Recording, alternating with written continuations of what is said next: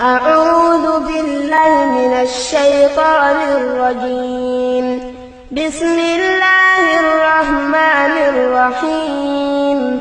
هل أتى على الإنسان حين من الدهر لم يكن شيئا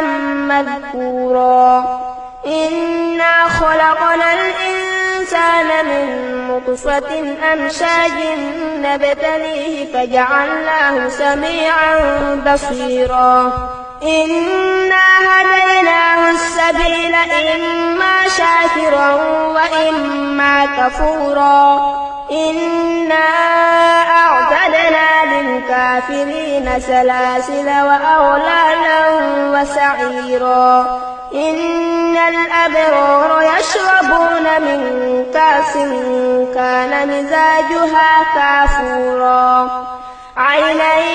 يشرب بها عباد الله يفجرونها تفجيرا يوفون بالنذر ويخافون يوما كان شره مستطيرا ويطعمون الطعام على حبه مسكينا ويتيما واسيرا إنما نطعمكم لوجه الله لا نريد منكم جزاء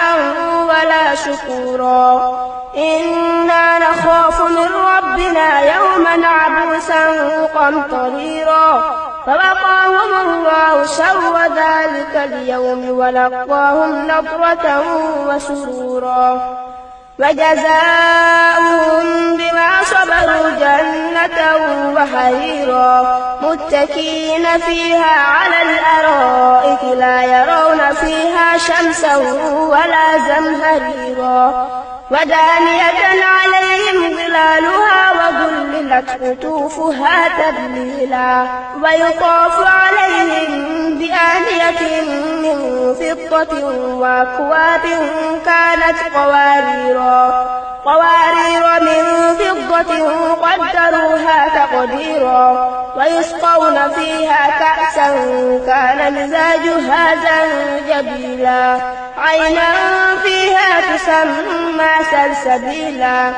ويطوف عليهم ولدان مخلدون إذا رأيتهم حسبتهم لؤلؤا منثورا وإذا رأيت ثم رأيت نعيما وملكا كبيرا عاليهم ثياب سندس خضر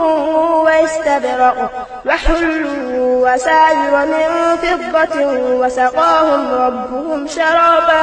طهورا إن هذا كان لكم جزاء وكان سعيكم مشكورا إنا نحن نزلنا عليك القرآن تنزيلا فاصبر لحكم ربك ولا تطع منهم آثما أو كفورا واذكر اسم ربك بكرة وأصيلا ومن الليل فاسجد له وسبحه ليلا طويلا إن هؤلاء يحبون العاجلة ويذرون وراءهم يوما ثقيلا نحن خلقناكم وشددنا أسرهم وإذا شئنا بدلنا أمثالهم تبديلا إن هذه تذكرة فمن شاء اتخذ إلى ربه سبيلا وما تشاءون إلا أن يشاء الله إن الله كان عليما حكيما يدخل من يشاء في رحمته والظالمين أعد لهم عذابا